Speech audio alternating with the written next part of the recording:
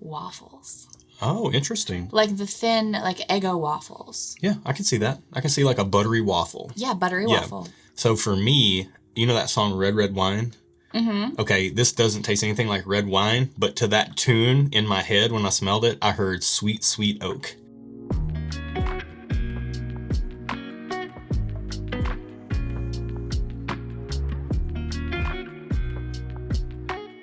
Welcome to the channel, bringing a real-world perspective to the real-world whiskey consumer. And welcome to our Tuesday videos where we normally cover some kind of conversational topic to discuss with you guys, the whiskey community. But today we're slotting in a little something special because we were sent a new-to-market bottle from Barrell. And this is going to be Barrell Vantage. Cool. This is a blend of straight bourbon whiskeys finished in Mizunara, French, and toasted American oak. Wow. Coming in at 114.44 proof. Okay.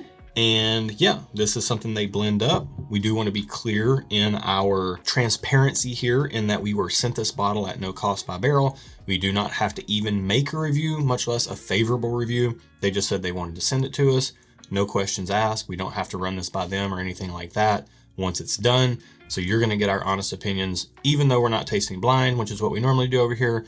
We think we can be objective enough to review this properly. While we would like to taste this blind, and probably will on the channel in the future, by the way, down in the comments below, leave us a comment on what you would like to see this put in a head-to-head against in our blind sample pool. That's a good one. Yeah. This is definitely going to go in there. These run about $90, and they're fairly easy to find, so really anything that is hard to find and also higher price, or something that's easier to find at a lower price would be a great bottle to pair this up against. That's kind of the juxtaposition we like in our head-to-head. So let us know on that. Okay, if you're done talking, I want to smell this. Yeah. Okay, let's cool. get into the nose. Thank you. So initially I was going to say I wasn't getting much other than your typical bourbon smells, but then I smelled it again and I got waffles. Oh, interesting. Like the thin, like Eggo waffles. Yeah, I can see that. I can see like a buttery waffle. Yeah, buttery waffle. So for me, you know that song Red Red Wine? Mm-hmm. Okay, this doesn't taste anything like red wine, but to that tune in my head when I smelled it, I heard Sweet Sweet Oak. I get Cool. Toasty, sweet woodiness on this. Okay. But now I'm getting your waffle, your buttery waffles. Sorry, I don't want to. No, it smells really good. It does smell good. Almost there is a fruity element in there, kind of underneath the wood and the waffles and the syrup and all that.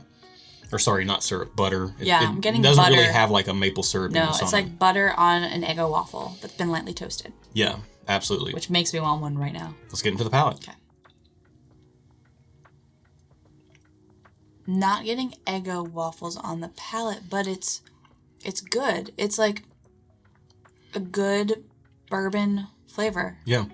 So for me, what stood out on that first sip, and it takes us a sip or two to get acclimated to a pour anyways, but on that first sip, what stood out to me was how it hit the palate and then it swelled up with flavor, and then the finish, it kind of tapered off slow.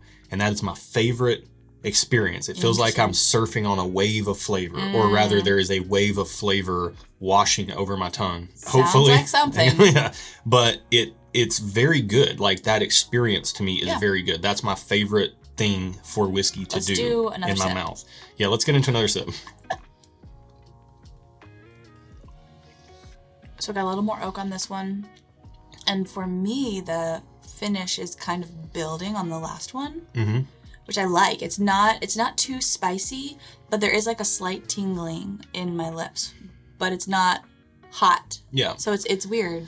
At 114 proof, I feel, and this is fresh crack, but at 114 proof, I feel like this is drinking a little under proof. Yeah, I forgot that you said it was 114 proof. Yeah, it definitely is drinking a little under, but it's building. Like the heat is building right now as I'm talking. I am getting on that second sip the wave of flavor. The wave wasn't quite as high on that second one, and it's kind of balanced out a little bit. Although you are right, while the finish isn't as strong as the first sip gave me, I still feel it and taste it right now. Same. It has built upon the previous sip. I don't know how long it's been, but it's probably been close to a minute, and this thing is still sticking around.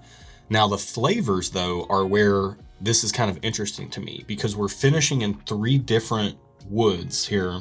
Mizunara is like a Japanese oak that's very hard to deal with. French oak is French oak, like it usually has like the spiciness to it. And this has a little bit of spice on the palate, but not a ton.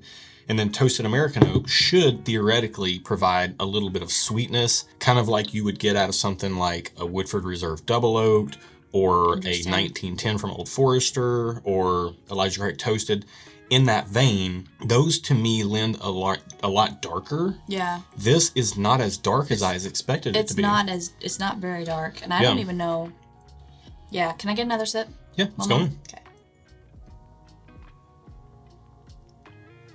I would say it's pretty balanced, like middle.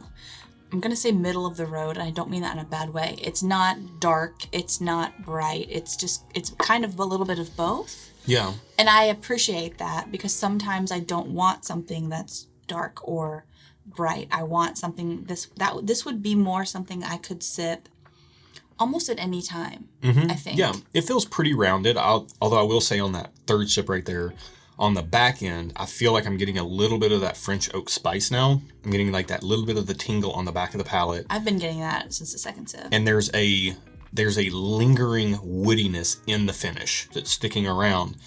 I won't say it's my favorite flavor profile for a finish, but it's like a sweet woodiness, and the spice is really nice on the back end. It's still lingering. There's a little bit of fruitiness in here, just a slight bit.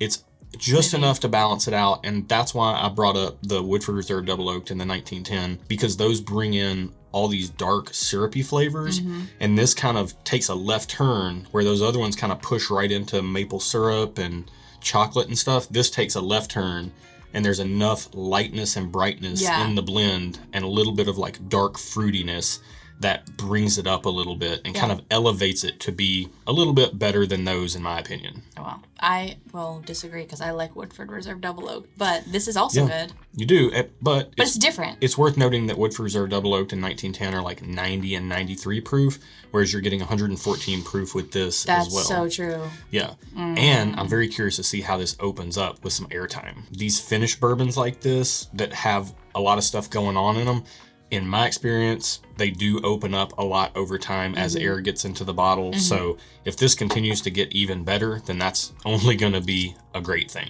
All right, you got some ratings on this thing? Yeah. All right, where are you at overall on this bottle for $90? Overall, I'm going to give it a thumbs up. Yeah. It's a little bit pricey, but it's good. I don't think it's overpriced. I think for the proof, you're getting a good solid pour.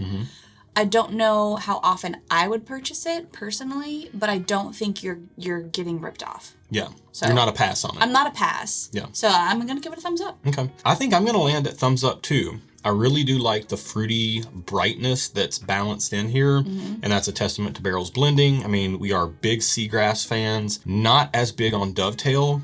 I would rank this above Dovetail, personally speaking. I would rank this under Seagrass. We just tend to like Seagrass a whole lot. I don't know if I would buy this over a barrel batch, like a barrel bourbon batch. I tend to like those a little bit more, but this is very good. And once I had the most recent barrel bourbon batch and a bottle of Seagrass, and I saw this sitting on the shelf, that's when I would probably grab this one. I think that says it all. If you like this video, give it a like. As Josh said earlier, if you've got some recommendations on what we can put against this in our blind sample pool, head-to-head sample pool, let us know in the comments below, and we will be sure to get that, because we want to add this to our blind sample pool. I'm excited to see how it opens up over time. Also, if you're not subscribed and you want to subscribe, you can do it. We won't be mad at it. And hit that bell notification icon to be notified when we post our videos. Be good to each other, and until next time, cheers.